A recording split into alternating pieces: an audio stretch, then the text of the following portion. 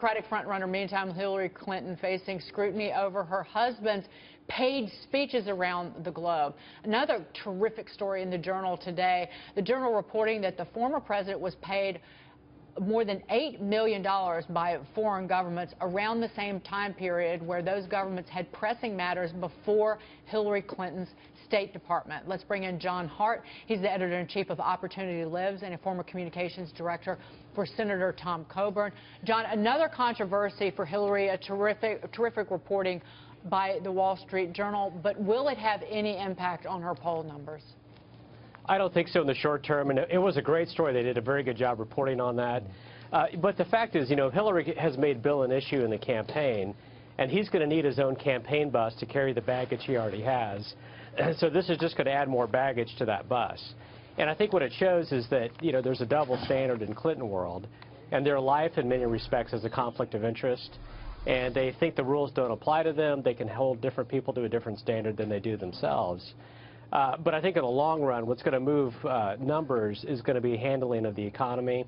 And the fact is the president's policies haven't worked, and Hillary Clinton wants to continue those policies. John, Matt Murray, is Donald Trump the best person to go after the Clintons on those kind of things? I mean, he has, of course, praised them. They went to his wedding. He defended Bill Clinton in '98 during the impeachment. And, of course, he's done plenty of his own sort of donations to politicians and other questionable things. Is he a good messenger if you want to take that attack line at the Clintons? Well, I would argue Donald Trump has a very bright future in television, I think, as you made clear in that previous clip.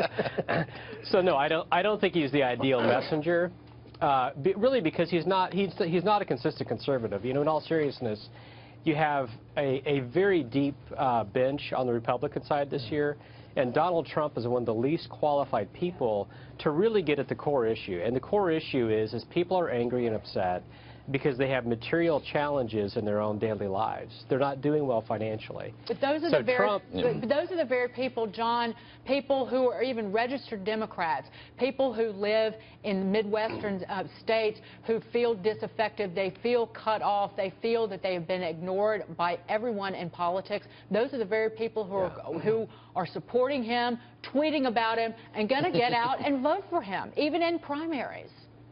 Well, I don't know that that's going to be true. I think in the early states, we're already seeing Trump's lead dissipate. So I wrote a piece a couple weeks ago called "Donald Trump is About to Get Fired," and I think everything I predicted is coming to pass, which is that in Iowa, he's lost his lead to Ted Cruz. In New Hampshire, his lead is already dissipating.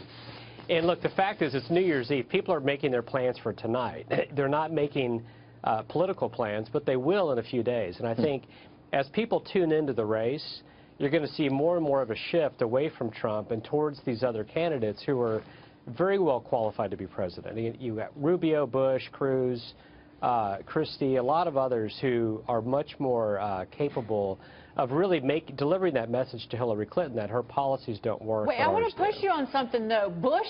Sure. People are going to tune into Bush? Why? Yeah. Why now? If they haven't already, why are they going to tune in now? Okay, look at Rick Santorum in 2008.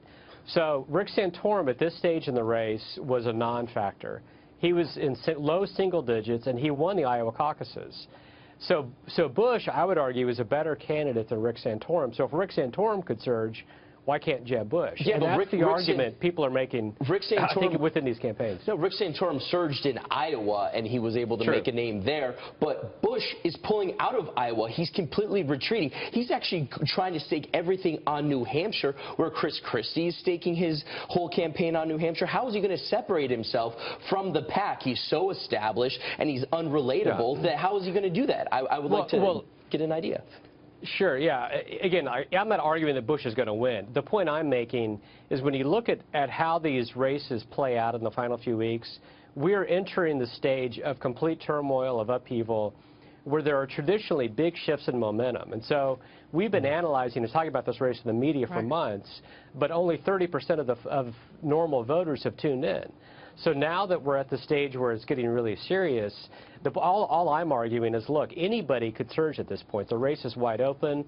I think personally it's more likely you're going to see a Cruz or Rubio surge than Bush.